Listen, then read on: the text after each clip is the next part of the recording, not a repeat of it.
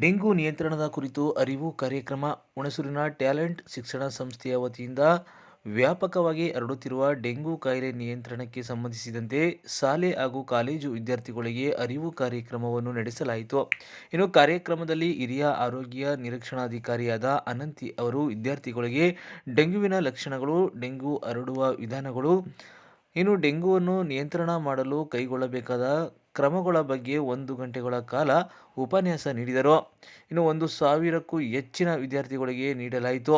ಇನ್ನು ಡೆಂಗ್ಯೂವಿನ ಪ್ರಾಥಮಿಕ ಲಕ್ಷಣಗಳು ಕಂಡುಬಂದರೆ ತಕ್ಷಣ ಸರ್ಕಾರಿ ಆಸ್ಪತ್ರೆ ವೈದ್ಯರನ್ನು ಭೇಟಿ ಮಾಡಿ ಸಲಹೆ ಪಡೆದುಕೊಳ್ಳಿ ಎಂದು ತಿಳಿಸಿದರು. ಇನ್ನು ಕಾರ್ಯಕ್ರಮದಲ್ಲಿ ಆರೋಗ್ಯ ನಿರೀಕ್ಷಣಾಧಿಕಾರಿಯಾದ ರವಿ, ಆಶಾ ಕಾರ್ಯಕರ್ತೆಯಾದ ಮಂಜುಳಾ ಹಾಗೂ ಸವಿತಾಬಾಯಿ, ಸಿಬಿಎಸ್ಇ ಪ್ರಾಂಶುಪಾಲರಾದ ಗುಲ್ನಾಜ್ ಖಾನಂ, ಶಶಿಕಲಾ, ಶಾಲಾ ಕಾಲೇಜು ಶಿಕ್ಷಕರು ಹಾಗೂ ವಿದ್ಯಾರ್ಥಿಗಳು ಹಾಜರಿದ್ದರು.